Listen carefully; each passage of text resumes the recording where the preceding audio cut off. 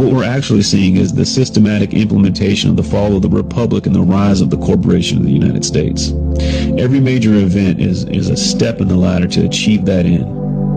COVID is just another rung in the ladder, which is why there's a deliberate mixing of all the wordplay, right? I mean, we should stop calling it, quarantine. That's a term designated for people that are verified sick. This is a house arrest mandated by the state. You should stop calling it, social distancing. There's nothing social about forced isolation. We should stop saying safer at home when millions of Americans don't have basic necessities adequate to fit their needs. It assumes that everybody's home is equally as safe as the people that are making the statements. We should stop saying, this is for the greater good, right? When you close the economy, killing millions of businesses that families have worked generations to establish, that's anything but good.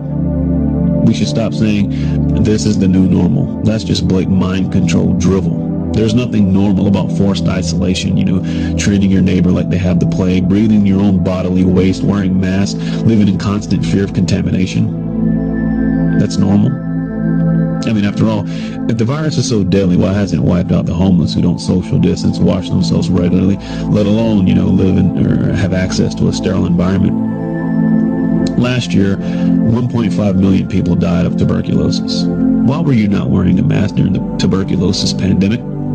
You were endangering, public health and safety along with billions of other people around the globe. So why didn't you wear a mask? I'll tell you why. Because the mainstream media didn't tell you to wear a mask. Right? And so because there 1.5 million people died from tuberculosis. There was no tuberculosis pandemic any more than there's a coronavirus pandemic. What you're really participating in is a beta test for AI systems and facial recognition. See, these cameras work best when people are, distance apart. Now they're actually testing through machine learning how to recognize, a face that's partially covered. It's also a way to easily determine who's compliant and who's not. Who does the propaganda work on and who it doesn't. Now get this, there's some ironies that are here, right? A society that kills millions of babies a year for convenience has shut itself down to prevent adults from dying. People that on the one hand slaughter babies in the womb by the millions are now preaching to the masses about the sanctity of human life. It's double speak, double talk.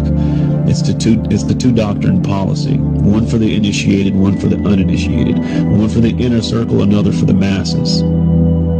It's like saying, if I violate the stay-at-home order, I can be arrested, but you're letting convicted criminals out of prison so they don't get coronavirus. Thesis, antithesis, synthesis. If there's a real pandemic, does it require, faulty virus models, rigged test results, 81% false positives, inaccurate news reporting, staged hospital overruns, manipulated death certificates? Nope. When the government shuts down millions of small businesses but doesn't lay off any government employees, it's not about the health.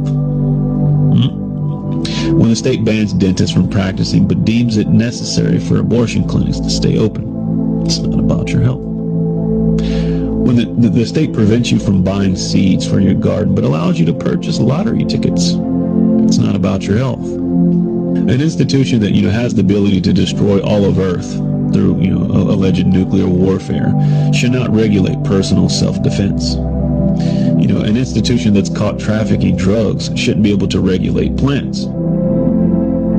An institution that's racked up $23 trillion prior to coronavirus in debt shouldn't be allowed to manage the retirement fund. An institution that was caught spreading STDs should not be allowed to run healthcare.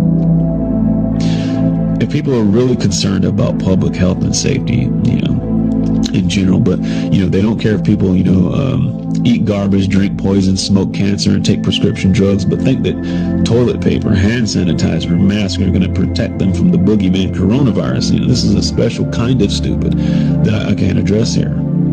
You should ask yourself a couple basic questions. When did you consent from you creating the government to serve you to you serving the government ruling over you? If you want to know who's in charge, just think about who you can and can't criticize. The world